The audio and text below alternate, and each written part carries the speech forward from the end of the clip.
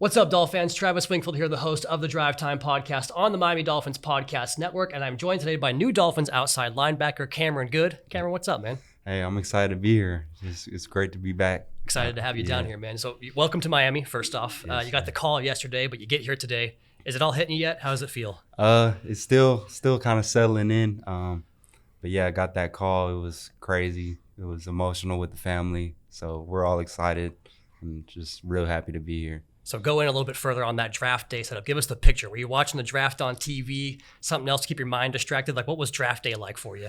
Yeah, we were sitting there in the living room watching the draft all day. I had the little cousins around, so I was kind of playing with them. They're on the iPads, so I was playing the games with them. And then, phone rang and had to pick up and saw Miami Dolphins pop up caller ID. Got too excited. Were you the most excited one in the room, or was someone else kind of a little more pumped up for you? I was the most excited, but I was emotional, so I didn't want to show it too much. But Mom, she was showing all of it, so she was real pumped. So we were talking a little bit about your college career before we started recording here, and I was looking back at some of your stats and your games and stuff. Mm-hmm. 2 picks in college, ran them both back for touchdowns. That's a nose for the goal line, right? Yeah, I'm always trying to make plays, however I can. Was in the right place and had to make a play. Yeah, you'd love to see that, taking it back for 6, taking the job of the offense away there. But you spent 6 years at Cal and coming from Texas, going to Berkeley. How would you describe kind of your growth and the way your experience there in college shaped you as a player and a person? Yeah, so that first year it was kind of a little bit of a culture shock. Houston and Berkeley are kind of a lot different. I just felt like being in that situation. Berkeley is very diverse, a lot of international students, so a lot of very intelligent people. So I just feel like being there, I've just grown into a man, honestly, and just come a long way from the kid that left Houston at 18. That's the idea of college, right? Yeah. What went into your decision to return for that final season at Cal? That COVID year, it was kind of a weird year. It didn't feel right to go out that way. We only got 4 games. Still felt like I had more to prove. Always feel that way, but I had to come back for one more. We talked a little bit about going to Wazoo. I was a Washington State alum. You played at Cal in the Pac-12. Yeah. So I know that you guys had a lot of good defenses down there, a lot of good coaches on that defense as well. So I was curious, how do you feel like your pass rush arsenal kind of developed over the course of your career at Cal? Yeah, so coming out of high school, I wasn't an edge rusher. I was outside linebacker, kind of more off the ball. They might send me on a blitz. So when I first got to Cal, I kind of had to develop that pass rush because I really didn't know much at all. And I've had my dad, he was a DN, so he's kind of been helping me out. And then, just going through the years at Cal with the coaches and just learning new moves. Still feel like I got a lot to learn pass rush. So you talk about your dad, a former 5th-round draft pick of the Atlanta Falcons, a family of athletes you come from. Yeah. Have they given you any kind of advice about being a professional athlete and these next steps for you? Yeah, Dad's kind of been telling me his path and what he was going through. And then but shoot, that was a little while ago, so the NFL's kind of changed a little bit. But yeah, it's always great to hear what he has to say. He gives a lot of great advice, and he's been there. So it's all about getting the quarterback and finding the football, right? That hasn't changed. That part hasn't changed. I think you mentioned the energy of Coach Campanelli and Tyrone McKenzie in your media availability the other day.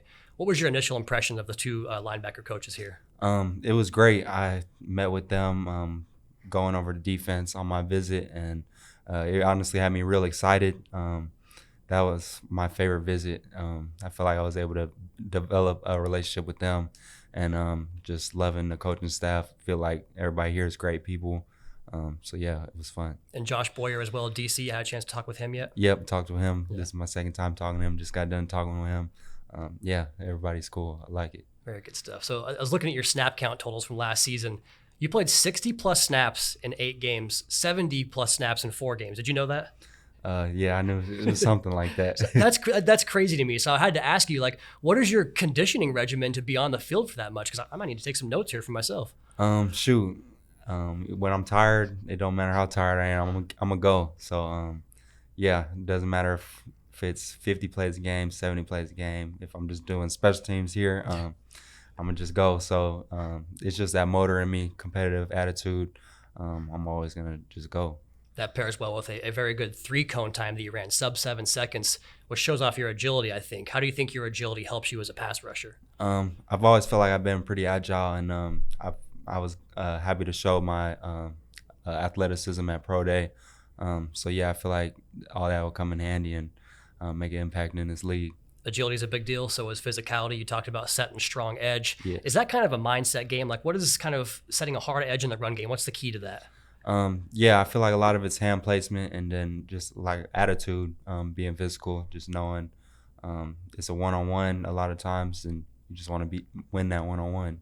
Yeah. You talk about one-on-one matchups. You also talked about playing baseball as a youth. That's a game of all one-on-one matchups. So I'm curious, what parts of Florida did you come to play in? And you must have been on a pretty good team because you mentioned traveling from Texas to Florida. Yeah. This is like one of the baseball mecca in America. So what was that like for coming down here and playing baseball? Yeah, so I went to Florida a few times, or not Orlando, Florida a few times. Never been to Miami, so my first time in Miami was the top 30 visit. And I loved it. I've always loved Florida, so I knew when the Dolphins were calling, I was ready to go, because just being out here as a kid, I fell in love with the beaches and just playing sports, competing. So Florida has a special place in my heart. There's some pretty good beaches around here. You'll be in good hands there. So on the baseball field, what position did you play?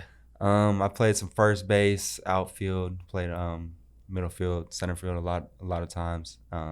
And then pitcher. I was a pitcher sometimes. Utility guy. It sounds like your versatility kind of plays both sports there a little bit. So I was doing some more background on you here, and I read that you're a pretty mild-mannered guy. I get the same impression from meeting you here.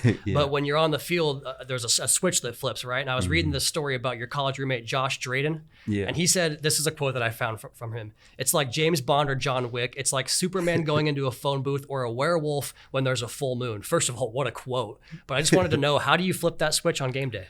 It's just in me, honestly.